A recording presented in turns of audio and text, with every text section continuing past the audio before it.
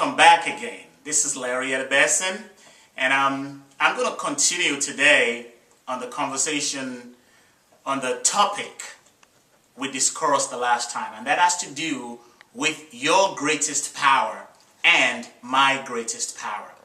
And as I mentioned in our previous videos, your greatest power and my greatest power is our God-given powers of initiative and selection.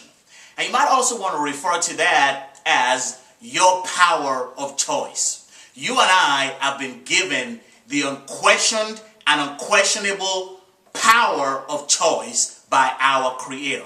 We were created in His image and likeness, and we've been given the power of choice, the power to choose how we will run our lives, the power to choose the terms that we will live our lives by. And unfortunately, most of us have been derelict in the stewardship of that power. Because one of the biggest issues that people have is trying to figure out what to do with their lives. What is God's will for me? What am I supposed to do? Is this God's will for me? Is that God's will for me? Well, I got a suggestion for you.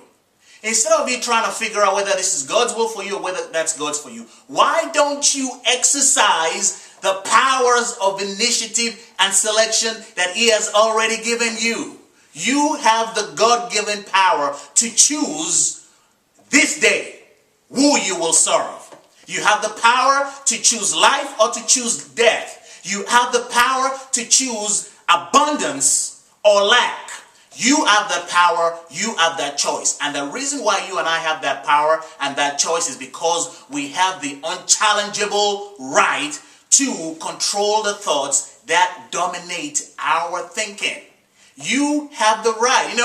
People can do whatever they want to do to you, but nobody has the power to infiltrate your thinking unless you allow them to do that. Every thought that is presented to you must be challenged. And what I mean by that is this: become your own expert. Any thought that gets presented to you, you need to check it and then make a decision whether you want to allow that thought into your life or not. And I got a simple way for evaluating whether you will allow certain thoughts into your mind or not. It's this: if it feels good, let it in. If it doesn't, reject it. Now, what do I base that on? I base that on this simple principle that our world is a perfect world. Our world is a good world. God created all things, and He pronounced His creation good and very good. And you and I are part of that creation. And one of the beliefs that I have chosen to exercise my God-given power of selection and initiative on is the belief that this is a good world. This is a perfect world in the process of completion.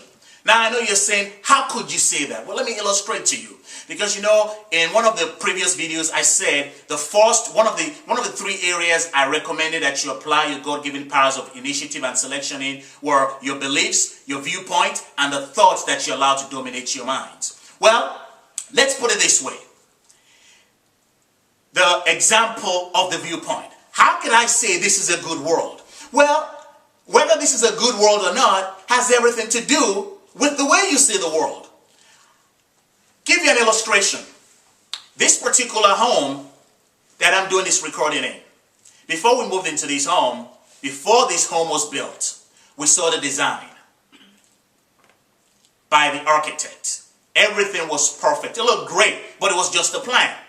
And then a few months later, we came over, the trees were gone. And then a few weeks later, they started digging the foundation. Now, if you had shown up when the foundation was being dug, all you'd have seen was holes all over and dirt all over.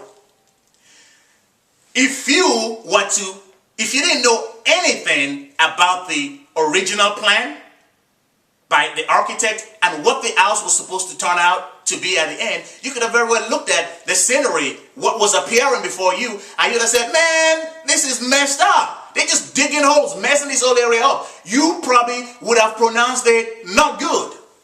But guess what? Even though the foundation was being dug, this home was perfect. But it was in the process of completion.